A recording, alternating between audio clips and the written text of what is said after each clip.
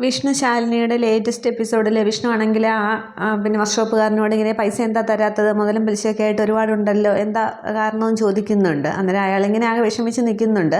അന്നേരം കൊടുക്കാശാനി അവൻ്റെ തലമണ്ട നോക്കി ഒരെണ്ണം എന്നാലേ തരത്തുള്ളൂ എന്നൊക്കെ ഇങ്ങനെ പറയുകയാണ്. അന്നേരം എന്താ തരാത്തതെന്ന് വിഷ്ണു വീണ്ടും ചോദിക്കുമ്പോൾ അത് ഭാര്യയുടെ പ്രസവവും മൂത്ത കുട്ടിയുടെ അസുഖം കൂടി ആയപ്പോൾ വല്ലാതെ അങ്ങ് പെട്ടുപോയി. കുട്ടിക്ക് പിന്നെ മരുന്ന് വാങ്ങാനുള്ള കാശ് പോലും ഇല്ല, എങ്ങനെയെങ്കിലും ഞാൻ തന്നോളാം, 1-2 ആഴ്ച അവധി കൂടി തന്നാൽ മതി എന്ന് ഇയാൾ പറയുകയാണ്. അന്നേരം കമലം വിട്ടുകൊടുക്കാനായിട്ട് ഉദ്ദേശമില്ല, ഇതൊക്കെ അവൻ്റെ അടവാണ് ആശാനെ എന്ന് പറഞ്ഞിട്ട് കൊടുക്ക ആശാനെ എന്ന് പറയുകയാണ്. അന്നേരമാണെങ്കിൽ ഇയാൾ പെട്ടെന്ന് പോയി അവിടെ ഒരു വണ്ടിയുടെ അടുത്തേക്ക് പോകുന്നുണ്ട്. അതിൻ്റെ ഡോറിങ്ങനെ തുറക്കുകയാണ്. അന്നേരം അവൻ വല്ല ടൂളും എടുക്കാൻ പോയതായിരിക്കും എന്നൊക്കെ കമലം പറയുന്നുണ്ട്. പക്ഷേ അയാളാണെങ്കിൽ ഒരു പേപ്പറുമായിട്ട് തിരികെ വരികയാണ്. ഇത് മൂത്ത കുട്ടിയെ സ്കാൻ ചെയ്തതിൻ്റെ പേപ്പറൊക്കെയാണ്, ഇത് പറഞ്ഞിരിക്കുന്ന മരുന്ന് വാങ്ങാനുള്ള പൈസ പോലും എൻ്റെ ഇല്ല എന്നും പറഞ്ഞ് അയാളിങ്ങനെ വിഷമിച്ച് നിൽക്കുകയാണ്. വിഷ്ണു ആണെങ്കിൽ വളയൊക്കെ ഇങ്ങനെ അങ്ങോട്ട് മുകളിലേക്ക് വയ്ക്കുന്നുണ്ട്. അന്നേരം ഇപ്പം കിട്ടുമെന്ന് കമലം നിൽക്കുകയാണ്.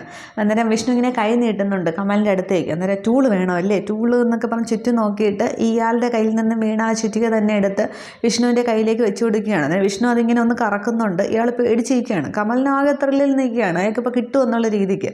പെട്ടെന്ന് വിഷ്ണു അതങ്ങ് താഴെ ഇടുകയാണ്. എന്നിട്ട് ബാഗ് ഇങ്ങനെ തടാന്ന് പറയും. അന്നേരം ബാഗ് വെച്ച് കൊടുത്താൽ അങ്ങോട്ട് ഏക്കില്ല ആശാനെ എന്ന് പറയുകയാണ്. അന്നേരം നീ ഇങ്ങോട്ട് തടാന്ന് പറഞ്ഞ് കമലിൻ്റെ കയ്യിൽ നിന്ന് ആ ബാഗ് പിടിച്ചു വാങ്ങുകയാണ്. എന്നിട്ട് അതിൽ നിന്നും കുറച്ച് ക്യാഷ് എടുത്തിട്ട് ഇയാൾക്ക് നേരെ കൊടുക്കുകയാണ്. എന്നിട്ട് പറയും, അയ്യോ അതൊന്നും വേണ്ട, ഇപ്പം തന്നെ കുറേ തരാനില്ല, ഞാൻ എങ്ങനെയെങ്കിലും തന്നു തീർത്തോളാം എന്ന് പറയുക. അന്നേരം തൽക്കാലം തൻ്റെ ആവശ്യം നടക്കട്ടെ, മൂത്ത കുട്ടിക്ക് എത്ര വയസ്സുണ്ടെന്ന് ചോദിക്കുമ്പോൾ 6 എന്ന് പറയുന്നുണ്ട്.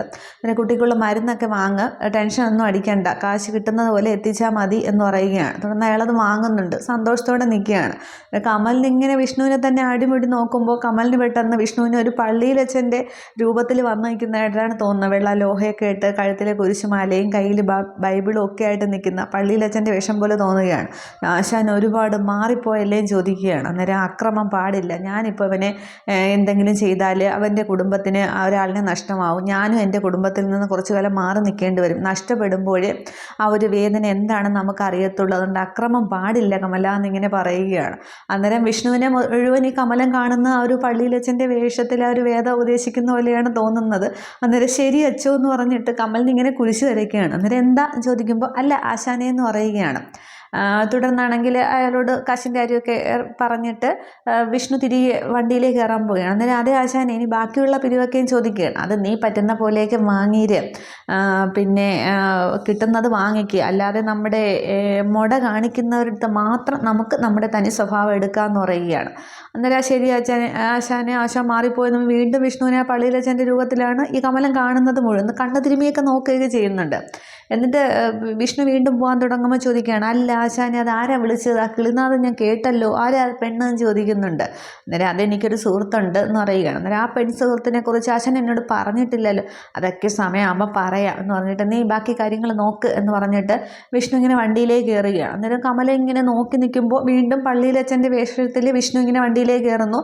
ആ ബാഗ് ഇങ്ങനെ മുകളിലേക്ക് വയ്ക്കുമ്പോൾ ബൈബിൾ വയ്ക്കുന്നതായിട്ടാണ് കമലിന് തോന്നുന്നത്. എന്നിട്ട് വളരെ സ്നേഹത്തോടെ ചിരിച്ചിങ്ങനെ കമലിനെ നോക്കി ഒരച്ഛൻ്റെ രൂപം.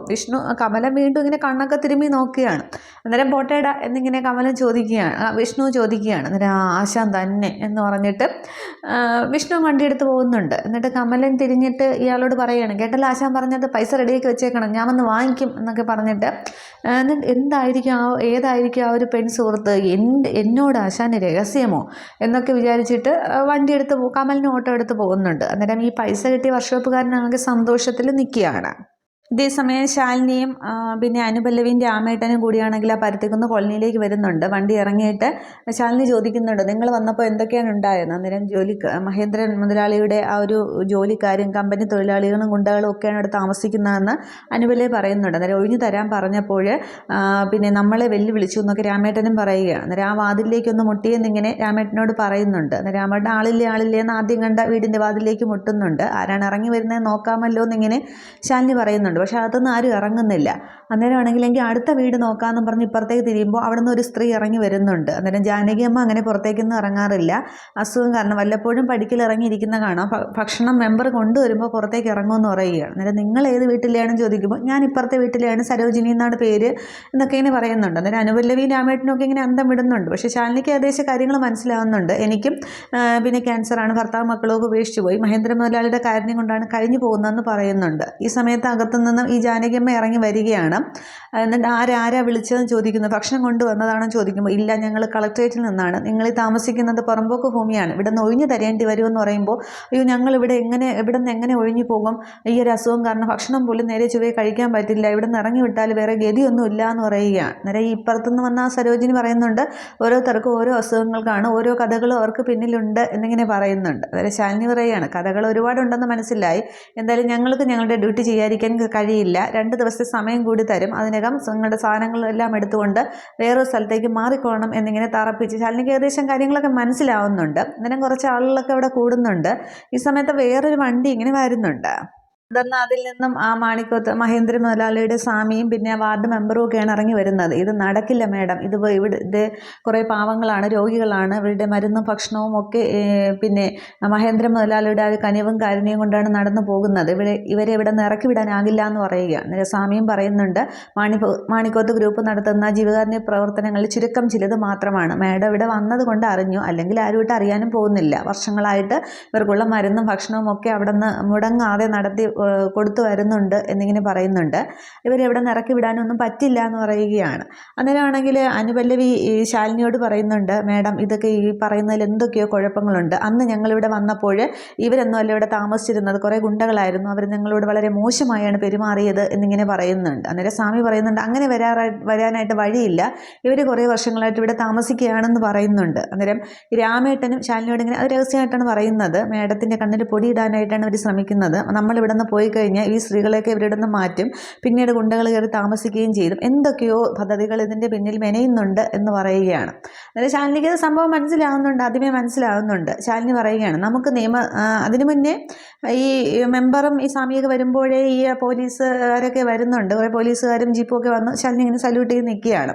അന്നേരം ശാലിനി പറയുന്നുണ്ട് എന്തായാലും നമുക്ക് സർക്കാർ നടപടികളുമായിട്ട് മുന്നോട്ട് പോകാതിരിക്കാനായിട്ട് സാധിക്കില്ല എന്ന് പറയുകയാണ്. ഇവരെവിടെ നിന്ന് ഇറക്കി വിട്ടാൽ എങ്ങോട്ട് കൊണ്ടുപോകുമെന്നൊക്കെ അയാൾ ചോദിക്കുന്നുണ്ട് ആ മെമ്പർ. തുടർന്ന് ശാലിനി പറയുന്നുണ്ട് ഇവരെ ഈ കുടുംബങ്ങളെല്ലാവരെയും കളക്ടറുടെ പ്രത്യേക പരിഗണന പ്രകാരം തണൽ എന്ന അഗതി മന്ദിരത്തിലേക്ക് മാറ്റാം, മരുന്ന് ഭക്ഷണവും എല്ലാം ഉറപ്പാക്കാം എന്ന് പറയുകയാണ്. അന്നേരം അതൊന്നും പറ്റില്ല എന്നിങ്ങനെ ഈ മെമ്പർ പറയുകയാണ്. അത് മെമ്പറാണോ തീരുമാനിക്കുന്നതെന്ന് ചോദിക്കുകയാണ്. ഇത് ജില്ലാ മജിസ്ട്രേറ്റ് കൂടിയ ശാലിനി വിഷ്ണുവിൻ്റെ ഓർഡറാണെന്ന് പറയുന്നുണ്ട്. എന്നിട്ട് അനുപല്ലവിയോട് പറയുകയാണ് എത്രയും പെട്ടെന്ന് പിന്നെ സർക്കാർ കോൺട്രാക്ടറെ വിവരം അറിയിക്കണം, ബുൾഡോസറോ JCB എന്താണെന്ന് വെച്ചാൽ കൊണ്ടുവന്ന് ഇതെല്ലാം ഇടിച്ചു നിരത്തണമെന്ന് പറയുകയാണ്. എന്നിട്ട് ഇവരെ മാറ്റി പാർപ്പിക്കാം, എന്തായാലും ഇന്ന് വൈകുന്നേരത്തിനകം എല്ലാ നടപടികളും ഉണ്ടാകണം എന്നിങ്ങനെ പറയുകയാണ്. അതിനുശേഷമാണ് ഈ മാറ്റി പാർപ്പിക്കുക എന്ന് പറയുമ്പോൾ മെമ്പർ വരുന്നത് പറ്റില്ല, അന്നേരം അത് മെമ്പറല്ല തീരുമാനിക്കുന്നത്, കൂടുതൽ എതിർത്ത് നിന്നാൽ അകത്ത് കിടക്കേണ്ടി വരും എന്നിങ്ങനെ ശാലിനി പറയുമ്പോൾ പിന്നെ മെമ്പർക്ക് പറയാനൊന്നും സാധിക്കുന്നില്ല. അതിനുശേഷമാണെങ്കിൽ ശാലിനി ഇങ്ങനെ തിരിച്ച് കാറിൽ കയറി പോവുകയാണ്. അന്നേരം മെമ്പർ ഇങ്ങനെ ആകെ കുഴപ്പത്തിൽ നിൽക്കുന്നുണ്ടൊന്നും പറയാനാകാതെ പോലീസുകാരെല്ലാം സല്യൂട്ട് ചെയ്ത് നിൽക്കുകയാണ്. അന്നേരം ആ ഒരു പോക്ക് കണ്ടിട്ട് പിന്നെ ഈ സ്വാമി പറയുന്നുണ്ട് ഇത് കുഴപ്പമാണല്ലോ എന്ന് പറഞ്ഞിട്ട് ചിരിക്കുകയാണ്. അത് നമുക്കല്ല കളക്ടർക്ക് എന്ന് പറയുമ്പോൾ തിരിച്ച് മെമ്പറും ചിരിച്ച് നിൽക്കുന്നുണ്ട്. പക്ഷേ ആ ഒരു തീരുമാനം നടപ്പിലാക്കാൻ എന്നോണം ശാലിനി തിരികെ പോകുന്നുണ്ട്. തുടർന്ന് ശാലിനി വീട്ടിലെത്തുന്നുണ്ട്. രാഘവൻ നായരോട് ഈ കാര്യങ്ങളൊക്കെ സംസാരിക്കുന്നുണ്ട്. അന്നേരം രാഘവൻ നായർ പറയുന്നുണ്ട് മോള് വിചാരിക്കുന്ന പോലെ ഇവിടെ കാര്യങ്ങളും നടക്കില്ല, അത്രയ്ക്ക് സ്വാധീനമുള്ള അയാളാണ്, ഇന്ന് നടന്ന കാര്യങ്ങൾ തന്നെ കണ്ടില്ലേ എന്ന് പറയുകയാണ്. അന്നേരം എന്തൊക്കെയായാലും 12 വീടുകൾ ഇടിച്ചു നിരത്താനായിട്ട് ഞാൻ പറഞ്ഞിട്ടുണ്ട്, അയാൾ അങ്ങനെ ഇപ്പോൾ സർക്കാരിൻ്റെ ഭൂമി ഇപ്പോൾ വെച്ച് അനുഭവിക്കേണ്ട എന്നിങ്ങനെ പറയുകയാണ്. അന്നേരം അയാളൊരു രാഷ്ട്രീയക്കാരനൊന്നുമല്ല, ഒരു കിങ് മേക്കറാണ്. പിന്നെ അയാൾ ശത്രുവിൻ്റെ ശക്തി കൂടി അറിഞ്ഞിട്ട് വേണം പെരുമാറാനായിട്ട്. പിന്നെ ഇങ്ങനെയുള്ള പ്രതിസന്ധികളൊക്കെ തരണം ചെയ്യേണ്ടി വരും. പിന്നെ മോൾക്ക് ഈ ഒറ്റയാൾ പോരാട്ടത്തിന് കൂട്ടായിട്ട് ആ കാഹളം കുമാരനൊക്കെ ഉള്ള കൂട്ടിക്കോ, ഒരു ചായ കാശ് പോലും ആരിൽ നിന്നും അയാൾ വാങ്ങിയിട്ടില്ല, നാടിൻ്റെ നന്മയ്ക്കായിട്ട് മാത്രമേ പ്രവർത്തിച്ചിട്ടുള്ളൂ, മോൾക്ക് ആവശ്യമുള്ള രേഖകളൊക്കെ ചിലപ്പോൾ അയാളുടെ കയ്യിൽ കാണും എന്നിങ്ങനെ അവർ പറഞ്ഞു നിൽക്കുകയാണ്. ഈ സമയത്ത് പിള്ള കൂടെയുണ്ട്. ഈ സമയത്ത് വിഷ്ണു ആണെങ്കിൽ തിരികെ വീട്ടിലേക്ക് എത്തുന്നുണ്ട്. ആദ്യമായിട്ടാണ് കാഹളം കുമാരൻ എന്നോട് വന്നൊരു സഹായം ചോദിക്കുന്നത്, മോളെ കൊണ്ട് കഴിയുന്നതൊക്കെ ചെയ്ത് കൊടുക്കണം, മോളെ വിശ്വസിച്ചാണ് വന്നത് എന്നൊക്കെ ഇങ്ങനെ രാഘവൻ നായർ പറഞ്ഞുകൊണ്ടിരിക്കുമ്പോൾ വിഷ്ണു അകത്തേക്ക് കയറുകയാണ്. അന്നേരം നീ എവിടെ പോയിരുന്നടാ ഇത്രയും നേരം, നിനക്ക് നേരത്തെയൊക്കെ വീട്ടിൽ വന്നുകൂടെ, എന്തോ നിനക്ക് ഇത്രയും പുറത്ത് പണിയും ചോദിക്കുമ്പോൾ സത്യഭാമ റൂമിൽ നിന്ന് ഇറങ്ങി വരുന്നുണ്ട്. അന്നേരം അതേ വരുന്നു പണി ഏൽപ്പിച്ച ആൾ അങ്ങോട്ട് ചോദിക്കുക എന്നിങ്ങനെ പറയുകയാണ്. തുടർന്ന് ഭാമവും ചോദിക്കുന്നുണ്ട് എന്തായി പോയ കാര്യം, പലിശ കാശ് കിട്ടിയോ, കുറേ പെൻഡിങ് ഉണ്ടല്ലോ കിട്ടിയോ എന്ന് ചോദിക്കുകയാണ്. അന്നേരം വിഷ്ണു പറയുന്നുണ്ട് പറഞ്ഞുകൊണ്ട് ഞാൻ ചോദിച്ചിരുന്നു, പക്ഷേ അയാൾ കുറച്ച് പരിങ്ങലിലാണെന്ന് പറയുന്നുണ്ട്. അന്നേരം പരിങ്ങല്ലോ, നമുക്കുള്ള കാശ് നമുക്ക് കിട്ടണ്ടേയും ചോദിക്കുകയാണ്. അന്നേരം ശാലിനി ഇങ്ങനെ വിഷ്ണുവിനെ തന്നെ ശ്രദ്ധിക്കുന്നുണ്ട്. രാഘവൻ നായർ ശ്രദ്ധിക്കുകയാണ്. പൊന്നിയും അപ്പോഴത്തേക്ക് അങ്ങോട്ടത്തേക്ക് വരുന്നുണ്ട്. അന്നേരം അയാളുടെ ഭാര്യയുടെ പ്രസവം, കൊച്ചിന് സുഖമില്ല എന്നൊക്കെ പറയുമ്പോൾ ഭാര്യയുടെ പ്രസവം ഇതുമായിട്ട് എന്താ ബന്ധം? പൈസ കൊടുത്താൽ പലിശ കിട്ടണം. നിന്നെ കണ്ടുകൊണ്ടാണ് ഞാൻ ഈ ഇതിലേക്ക് ഇറങ്ങി തിരിച്ചത്. നീ എന്താ ദാനധർമ്മത്തിന് ഇറങ്ങിയിരിക്കുകയാണോ? നിൻ്റെ മാറ്റമൊക്കെ എന്താണെന്ന് എനിക്ക് മനസ്സിലാവുന്നില്ല എന്നും പറഞ്ഞ് അമ്മയങ്ങ് സംസാരിക്കുമ്പോൾ വിഷ്ണു ഇങ്ങനെ ആകെ വിഷമിച്ച് നിൽക്കുന്നുണ്ട്. ശാലിനി ഇങ്ങനെ ഒളിഞ്ഞൊളിഞ്ഞ് വിഷ്ണുവിനെ തന്നെ നോക്കി. ശാലിനിക്ക് ഉള്ളിൽ ചിരിയും വരുന്നുണ്ട്. വിഷ്ണുവിൻ്റെ ഭാവം ഇങ്ങനെ നോക്കുകയാണ്. അതെന്ന് നിൻ്റെ ഒരു ബലത്തിലാണ് ഞാനിനി ഇറങ്ങി തിരിച്ചത്. പഴയ ഇടിവേള വിഷ്ണുവിൻ്റെ ആ ഒരു ബലത്തിൽ.